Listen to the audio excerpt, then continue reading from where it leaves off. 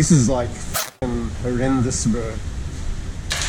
Hey everyone, it's Hakan. Welcome back to the channel. Today we'll be making an Australian style beef burger with the lot. What makes it Australian? Pretty much the beetroot and the pineapple make it a Australian burger. I know the pineapple is a little bit controversial. Does pineapple belong in a burger? Let us know in the comments below. But today we will be using it. So we'll start off with beef mince. We've got our bacon. We've got Worcestershire sauce. You don't have to use this. It does add a lot of flavor to the beef. The acidity of the vinegar tenderizes the beef.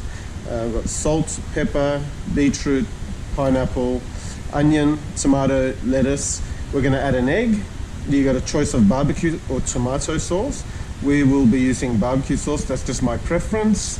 And we are using a milk bun today, but a damper bun also goes well, or whatever bread you like really, but that's a milk bun. And we're using burger slices. Okay, let's start with our beef mince. We've got 500 grams of beef mince, and to that I'll be adding 1 tablespoon of Worcestershire sauce. We've got 1.5 teaspoons of salt, 1 teaspoon of pepper, and then we're going to grate an onion.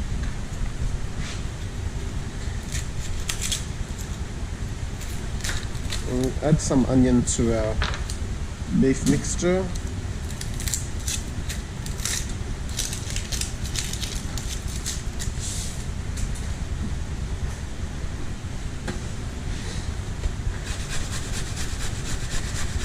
Just want to puree this onion. We need about 1 tablespoon at most.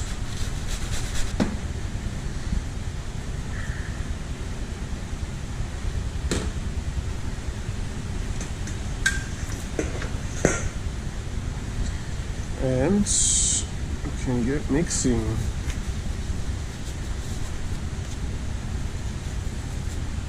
The onion, the acidity of the onion also tenderizes the meat, so you have a very soft and fluffy beef patty with this mixture. Don't overwork the beef. The more you work the protein, the more rubbery it will become. So just try and get it mixed in nice and quick. Okay, there you have it. And we'll probably do about 200 gram patties. Really up to you. In the store we make patties 150 to 160 grams. That's about 200 there. But it's really personal preference.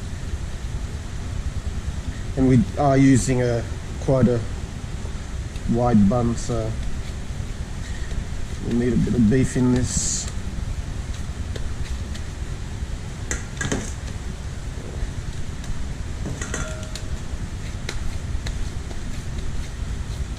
If your meat sticks to your hand, you can either wet your hands a little bit, not too much, or you can apply a little bit of oil on there before you start squashing it.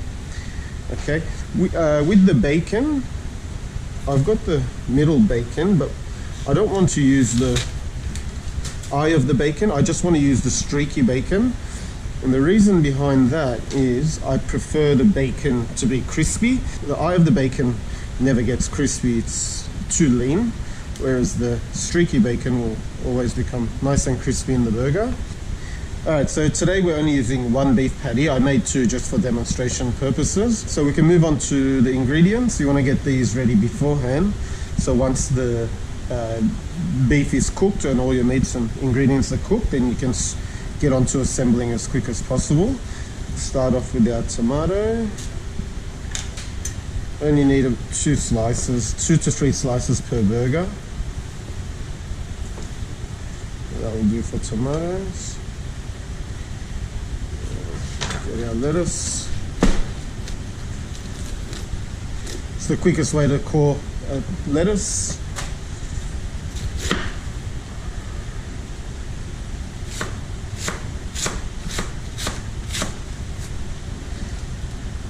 Okay, so our lettuce is ready, and today we're using canned pineapple slices and canned beetroot slices. I don't find it necessary to use fresh pineapple and beetroot. The canned is just as good. Okay, so let's get cooking. First things first, you want to cook your pineapples. The reason being is you want them to caramelize. There's nothing worse than having raw pineapple on a burger. So get them on. You also want to constantly turn your pineapple. Don't let them sit and burn on one side. They should take about 4 or 5 minutes on each side. So it's the product that takes the longest to cook, so we get that on first. You can cook these beforehand, even half an hour, 1 hour before. They don't need to be piping hot when you serve them. Once you put your beef patty and bacon and egg on nice and hot, they will heat up with it.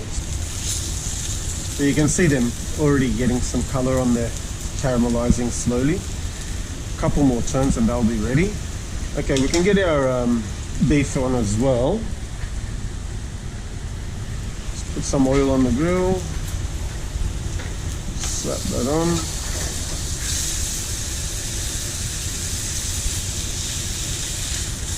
If you're cooking this at home and you want to cook everything on one pan, you can cook your pineapple, your bacon, your eggs and sort of set them aside and leave your beef patty till last. Once you cook the beef patty, you can flip it on the grill, put your cheese on and then assemble the burger while it's still cooking, and that will reheat pretty much everything that you put on top. Okay, we can also put our bread and bacon on now. 1, 2, 1. Little bit of extra bacon never hurt nobody.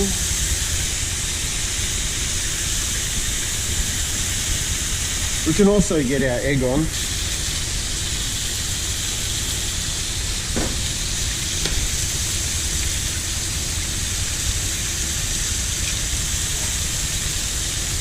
I like to break my yolk. Otherwise you end up having egg yolk running down your arms when you're eating it. And most of the flavor is in the yolk anyway, so I like to spread that flavor out. The bread's nice and sealed. Maybe another 20-30 seconds on this side. It's very important to toast your bread and seal the bread. Make sure it's toasted properly. So it's gaining some color there.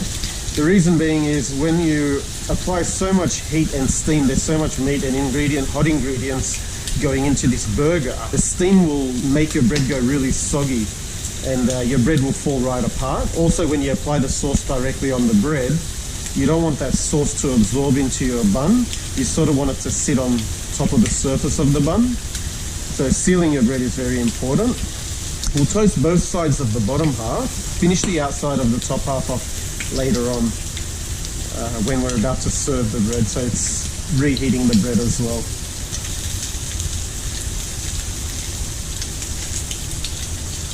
And turn your egg,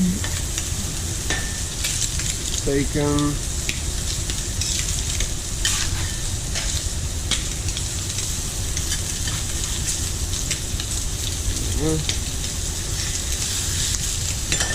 flip and give it a little press. Okay, so now we're pretty much ready to start assembling our burger. I'll get these off for now.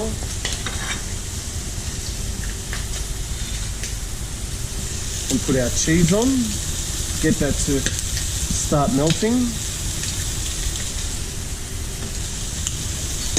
Our egg is ready to go on. Meanwhile, the beef is still cooking. This is what I was talking about before, where you can sort of prepare the ingredients, cook your bacon, your pineapple, your egg, set them aside, and then start assembling it once you've got the beef on the pan. I know at home you don't have this much surface area to cook on, so if you're using just the one frying pan, this is the way you can do it. Pineapple I like to put on at the end. Okay, now we'll start assembling the actual burger. So we're going to start off with a barbecue sauce. Sort of want to apply it all over. You don't want to put a blob just in the middle.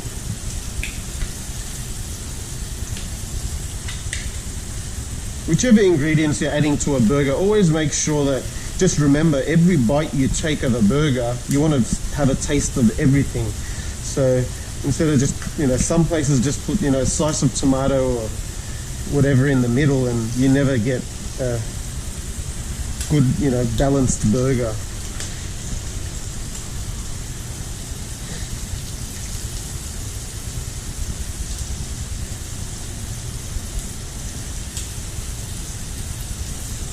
Okay.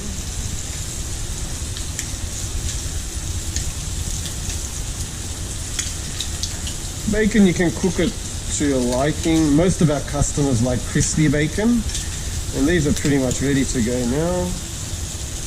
So I'll just place them on top.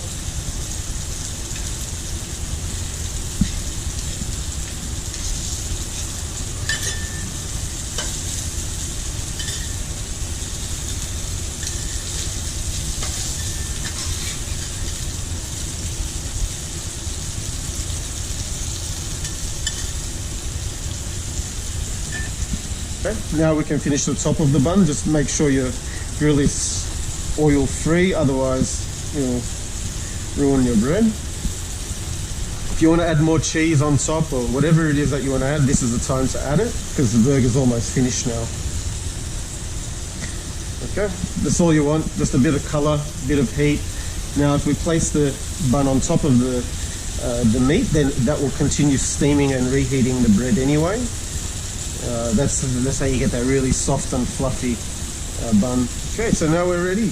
The meat's cooked, the bun is nice and warm, our burger's ready for stacking, and